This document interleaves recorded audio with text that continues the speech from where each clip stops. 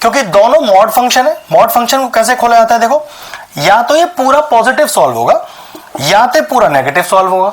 अगर सोचो कि वैल्यू पॉजिटिव है तो गारंटी है कि वैल्यू या तो जीरो हो सकती है या तो जीरो से बड़ी हो सकती है, तभी तो पॉजिटिव कहलाएगी। लेकिन अगर सोचो कि नेगेटिव है तो गारंटी है कि वैल्यू जीरो से छोटी ही होगी। तो ध्यान रखो, हम पे तो ऐसे दो मॉड फंक्शंस हैं, तो ये तो 4 बार टूटेंगे। उसके बाद मेरा एक्चुअल एफ क्या आएगा, जिस पर मैं इसे फिर नॉन डिफरेंशिएबल प्रूव करूंगा।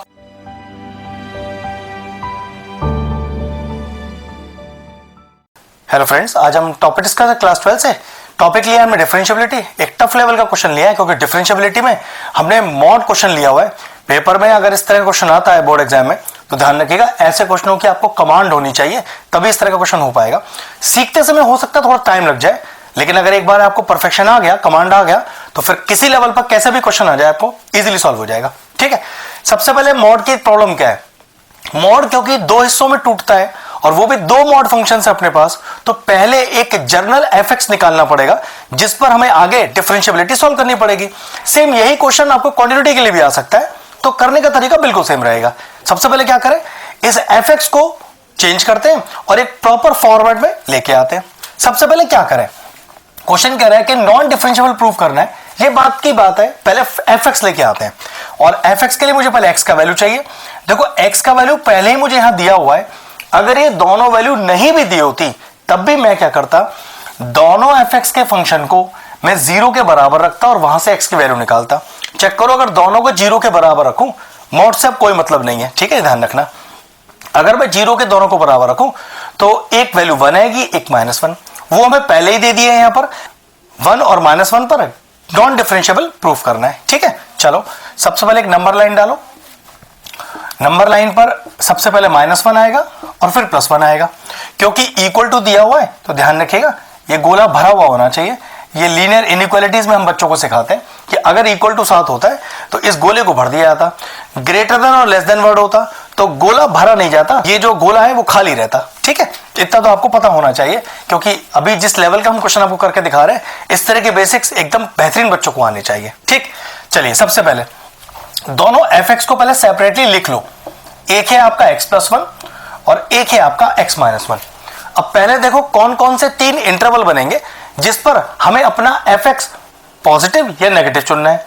ये कॉन्सेप्ट भी कहां से आया, क्योंकि दोनों मॉड फंक्शन है। मॉड फंक्शन को कैसे खोला जाता है, देखो, अगर मेरे पास कोई मॉड फंक्शन x है तो इस मॉड x का कोई काम नहीं है। इस मॉड x को पहले आपको दो फंक्शंस में तोड़ना पड़ेगा। वो कैसे, या तो ये पूरा पॉजिटिव सॉल्व होगा या तो पूरा नेगेटिव सॉल्व होगा। अगर सोचो कि वैल्यू पॉजिटिव है तो गारंटी है कि वैल्यू या तो जीरो हो सकती है या तो जीरो से बड़ी हो सकती है, तभी तो पॉजिटिव कहलाएगी। लेकिन अगर सोचो कि नेगेटिव है तो गारंटी है कि वैल्यू जीरो से छोटी ही होगी। इस कंसेप्ट को ध्यान रखते हुए हर मॉड फंक्शन दो फंक्शंस में टूटेगा। तो ध्यान रखो, हम पे तो ऐसे दो मॉड फंक्शंस हैं, तो ये तो 4 बार टूटेंगे। उसके बाद मेरा एक्चुअल एफ क्या आएगा, जिस पर मैं इसे फिर नॉन डिफरेंशिएबल प्रूव करूंगा। इसलिए क्वेश्चन का लेवल टफ है। मतलब मैंने शुरू में कहा ना कि मॉड फंक्शंस की कमांड होनी चाहिए, तभी आप कंटिन्यूटी या डिफरेंशिएबिलिटी उस पर सॉल्व कर पाएंगे। चलिए 3 इंटरवल कैसे बनेंगे, सबसे पहले वो देखो। x, ध्यान से देखना, लेस देन -1, हमेशा लेस देन -1। फिर नेक्स्ट, फिर x ग्रेटर देन और इक्वल टू -1, मतलब ये -1 पे बराबर या बड़ा लेकिन लेस देन 1, और अगला x greater than equal to 1। अगर ये आप तोड़ना जानते हैं तो समझ लीजिए कि आपने सब कुछ काम कर लिया, मेन काम यही था। फिर समझ लीजिए ये पहली जो वैल्यू होगी लेस देन -1, फिर अगली के लिए इसे ग्रेटर देन इक्वल टू -1 और लेस देन 1, और फिर तीसरी वैल्यू को ग्रेटर देन इक्वल टू 1। मान लीजिए कि अगर बीच में एक वैल्यू और होती तब भी कंसेप्ट इस तरह से ही चलता। सबसे पहले उसको छोटा लेंगे, उसी को बराबर लेंगे, अगली वाली को छोटा लेंगे। मान लो एक वैल्यू और होता तो इस वाली वैल्यू को अगले केस में मैं ग्रेटर देन इक्वल टू 1 लेता और तीसरी वाली वैल्यू को ग्रेटर देन कर देता और इक्वल टू लगा देता। इसी कंसेप्ट से चलता है। अब देखो जरा मेरा एफ एक्स, सबसे पहले x की वैल्यू -1 से छोटी लीजिए। अब -1 से छोटी वैल्यू तो -2, -3, -4 कुछ भी हो सकती है। तो अगर मैं -1 से छोटी वैल्यू यहां और यहां पुट करूं तो चेक करते हैं कि नेचर ऑफ क्वेश्चन पॉजिटिव आएगा या नेगेटिव। तो देखो चलो -2 पुट कर लेते हैं। तो -2 + 1 इज नेगेटिव, तो गारंटी है कि मेरा जो फंक्शन है पहला वाला वो नेगेटिव ही आएगा पूरा। और अगर -2 यहां पुट करता हूं ये भी नेगेटिव आएगा, तो माइनस ऑफ x माइनस 1, मतलब पहला जो इंटरवल है कि x लेस देन -1 उस पर ये दोनों के दोनों इंडिविजुअल नेगेटिव ही रहेंगे। बात बन गई। अब अगला वैल्यू देखिए, x की वैल्यू -1 के बराबर या -1 से बड़ी लेकिन 1 से छोटी, तो 1 से कोई भी छोटी वैल्यू रख लो, 0 रख लेते हैं, सबसे आसान है। चलिए इंडिविजुअली पुट करिए, अगर 0 इसमें रखूंगा तो ये पॉजिटिव रहेगा, तो ये लीजिए पॉजिटिव आ गया, और 0 यहां पुट करूंगा तो नेगेटिव रहेगा टोटल फंक्शन, तो फिर से नेगेटिव आ गया। ये लीजिए, मतलब जो दोनों फंक्शन लिए हैं उसमें इनके बीच की कोई भी वैल्यू आप डाल सकते हो। अगर डालने पर पूरा वैल्यू नेगेटिव आ जाए तो फंक्शन को नेगेटिव लगा के लिख दीजिए, फंक्शन पॉजिटिव आ जाए तो एज इट इज कॉपी कर दीजिए क्योंकि पॉजिटिव है। ठीक है, अब वैल्यू लीजिए 1 से बड़ी है 1 के बराबर, तो 1 से बड़ी ले लो, 2 डाल लेते हैं, तो 2 + 1 3 पॉजिटिव वैल्यू है, तो लो जी पूरा पॉजिटिव लिखा। 2 - 1 1, ये भी पॉजिटिव ही है, तो फिर इसको भी पूरा पॉजिटिव करके लिख दिया। ये लीजिए ब्रेक हो गया आपका फंक्शन, पूरा fx आपका तैयार। थोड़ा सॉल्व कर लेते हैं यहां पर इसे, ये आया -x, -1 से +1 चला गया तो माइनस का 2x बचा, तो माइनस का 2x कब, जब x का वैल्यू लेस देन -1 है। इसे सॉल्व करो, इसको थोड़ा सॉल्व कर लेते हैं। ये आएगा x + 1 माइनस का x और प्लस का 1, माइनस का x और प्लस का 1, मतलब -x से -x चला गया, आपके पास बचा 2, और 2 कब आएगा, जब x की value greater than equal to -1 but less than 1। इसके लिए चेक करो, 2x बचा कब, जब x का value greater than equal to 1। तो ये वो फंक्शन है जिसके लिए पहले पूरा क्वेश्चन सॉल्व होगा। अब इसके बाद क्वेश्चन कॉन्टिन्यूटी का है तो कॉन्टिन्यूअस प्रूव करेंगे, डिसकंटिन्यूटी का है तो डिसकंटिन्यूअस प्रूव करेंगे, डिफरेंशिएबिलिटी का है तो वो सॉल्व करेंगे। सबसे पहले यहां तक आना जरूरी है। इंटरवल्स में कैसे ब्रेक किया जाता है, ब्रेक करने के बाद फिर किन किन वैल्यूज पर आप इसे चेक करोगे और उसके बाद आप अपना एफएक्स बनाओगे। एक बार आपका एफएक्स तैयार है उसके बाद तो सिर्फ डिफरेंशिएबिलिटी या क्वांटिटी जो भी क्वेश्चन में उसे प्रूव करना है। डिफरेंशिएबिलिटी स्टार्ट करते हैं, लेकिन दिक्कत है डिफरेंशिएबिलिटी चेक किस पे की जाएगी। तो भाई वो कह रहा है -1 पे चेक करिए और 1 पे भी चेक करिए, तो चलिए दोनों पे करके दिखाते हैं। अब सबसे पहले एट x = -1 पे हम अपनी डिफरेंशिएबिलिटी चेक करते हैं, और डिफरेंशिएबिलिटी चेक करने का तरीका क्या है, LHD लेफ्ट हैंड डेरिवेटिव और RHD राइट हैंड डेरिवेटिव निकालना होगा। तो LHD पहले निकाल के दिखाते हैं।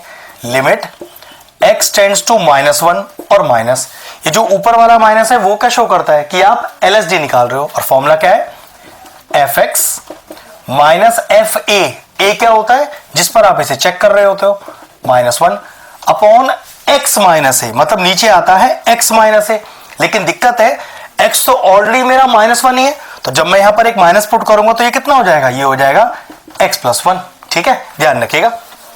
अब चलिए अगला स्टेप, तो लिमिट h टेंड्स टू 0। अब यहां पर अगर मैं h टेंड्स टू 0 लिखता हूं तो अपने क्वेश्चन में क्या फर्क पड़ेगा, ये आ जाएगा 1 माइनस का h माइनस का f of -1 as it is. जहां x लिखा था वहां 1 माइनस h आया, तो एज इट इज यहां पर भी ऐसे ही होगा, तो 1 माइनस h और प्लस का 1। अगला स्टेप देखिए, limit h tends to 0 f of 1 minus h minus f of -1 upon 2 minus h। अब वैल्यू इंसर्ट करते हैं। f ऐसा x चाहिए जो 1 से छोटा हो, मतलब 1 माइनस h लिखा है ना, तो 1 से छोटा फंक्शन, तो चेक करो 1 से छोटा फंक्शन कितना है, माइनस का 2x, और x किस में चेंज हो गया है, 1 माइनस h में। तो लिमिट h टेंड्स टू 0, तो माइनस का 2x और x की जगह क्या पुट हो जाएगा, 1 minus h minus of f of -1, मतलब -1 के बराबर जो फंक्शन है। अब -1 के बराबर फंक्शन की वैल्यू डायरेक्टली क्या है, 2, तो 2 पुट कर दीजिए यहां पर आप, होल अपॉन 2 माइनस का h, ओपन करिए, तो लिमिट h टेंड्स टू 0, ये आएगा माइनस का 2 प्लस का 2h माइनस का 2 अपॉन 2 माइनस का h। तो लिमिट h टेंड्स टू 0, ये कितना आ गया, ये आ गया 2h माइनस का 4 अपॉन 2 माइनस h। फिर limit h tends to 0, check करो ऊपर से 2 कॉमन आ रहा है क्या, बिल्कुल आ रहा है, तो h minus 2 upon 2 minus h। क्या कोई ऐसा तरीका है कि इस h माइनस 2 को मैं 2 माइनस h लिख दूं, बिल्कुल है, एक माइनस कॉमन ले लीजिए बाहर, तो limit h tends to 0 minus का 2 माइनस h अपॉन डिनोमिनेटर में भी 2 minus h, 2 minus h 2 minus cancel out हो गया, तो कितना आ गया आपका LHD? LHD आ गया माइनस का 2। इसको कहीं सेपरेटली लिख देते हैं, तो LHD का वैल्यू आया माइनस का 2। चलिए अब निकालते हैं RSD। Now RSD representation limit x tends to -1 पे ही चेक हो रहा है, लेकिन प्लस शो करता है कि RHD सॉल्व कर रहे हैं। प्रेजेंटेशन fx सेम है बिल्कुल, f of a upon x minus a, क्योंकि a ऑलरेडी -1 है तो नीचे x +1 आ जाएगा अपने आप। फिर limit h tends to 0। Question में क्या चेंज आएगा, क्योंकि LHD सॉल्व कर रहे थे तो 1 - h लिखा था, अब RSD सॉल्व कर रहे हैं तो क्या लिखेंगे, f 1 + h minus of f of -1 as it is whole upon x + 1 as it is. Limit s tends to 0। अब 1 + h मतलब 1 से बड़ी वैल्यू, चेक करो 1 से बड़ी वैल्यू कौन सी है, x की वैल्यू 1 से बड़ी या 1 के बराबर, दोनों के लिए सेम फंक्शन 2x से यूज होगा। लेकिन ध्यान रखना जहां x है वो तो अब डायरेक्टली 1 + h हो गया है, तो 2x और x के लिए क्या लिख दिया 1 + h माइनस वैल्यू देखिए fx की जो -1 के बराबर है, -1 के बराबर। अब -1 के बराबर तो ये वैल्यू है जिसकी डायरेक्टली वैल्यू क्या लिखोगे आप 2 लिखोगे, तो फिर 2 लिख दिया होल अपॉन। अब ये x केस में चेंज हो चुका है 1 + h में और प्लस का 1। चलिए अगला स्टेप, limit s tends to 0 2 + 2h minus का 2 होल अपॉन h + 2। ये 2 से 2 कैंसिल हो गया, कितना आ गया 2h अपॉन h + 2। चलिए जरा h में 0 डालिए तो ये आ जाएगा आपके पास 0/2 दैट इज इक्वल टू 0। तो कितना आ गया RHD? RHD आ गया 0, LHD था -2, तो लिखोगे कि सिंस